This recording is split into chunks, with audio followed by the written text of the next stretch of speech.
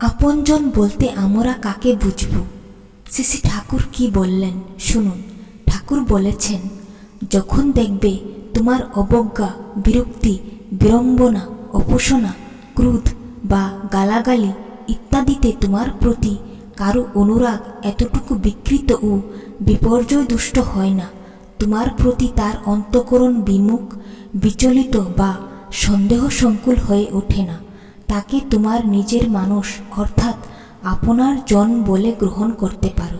ঠাকুর বলেছেন, সেই লোকটা, যে লোকটা নাকি আমার প্রতি কোনো কথা বা কোনো ব্যবহারে বিরক্তি হয় না বা অবজ্ঞা করে না, আমি তাকে যদি বলি কোনো কিছু করার জন্য আমার কথা সে শুনে, বা আমি যদি তার সাথে ক্রোধ বা গালাগালি করি তবু সে আমার প্রতি বিমুখ হয় না, বিপর্যয় দুষ্ট হয় না, এবং যে মানুষ আমার কোনো ব্যবহারে আমার সাথে বিরক্তি, ক্রোধ, অবহেলা করে না, তাকেই আমি, ঠাকুর বলেছেন, আপনজন বলে মনে করতে পারি।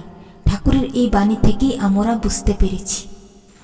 আমরা অনেক সময় আপনজন বলতে ঠিকমতো বুঝতে পারি না।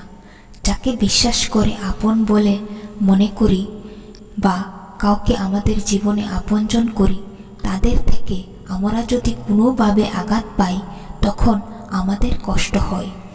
আমরা বুঝতে পারি না যে কোন মানুষগুলি আমাদের জীবনে আপন। তা না হলে কিন্তু আমরা জানতে পারতাম না।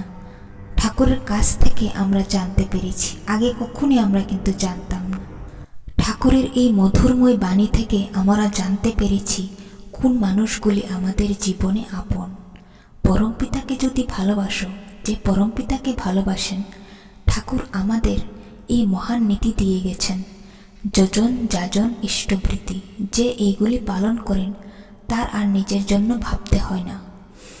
পরম প্রেমময় শ্রী ঠাকুরকে যদি প্রাণ ভরে চাও, তখন বুঝতে পারবে এক লম্হার জন্য তিনি তোমাকে ছাড়েননি। ঠাকুর তোমাকে পদে পদে রক্ষা করেই চলছেন। ঠাকুর আমাদের খুব করে নাম করতে বলেছেন। নামটা বলতে বীজ মন্ত্রর কথা বলছি। এই নামে আমাদের জীবনের অসম্ভবও সম্ভব হয়। তাহলে খুব করে নাম করতে হবে। আমরা সবসময় নাম করতে পারি, কাজ করতে, চলাফেরা করতে, উঠতে, বসতে।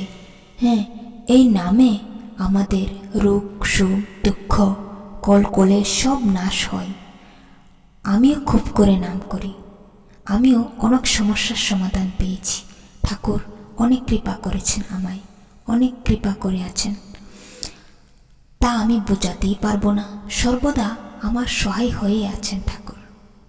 ঠাকুরের এই বাণী থেকে আমরা তো অবশ্যই বুঝতে পেরেছি যে আপনজন বলতে আমরা কাকে বুঝব।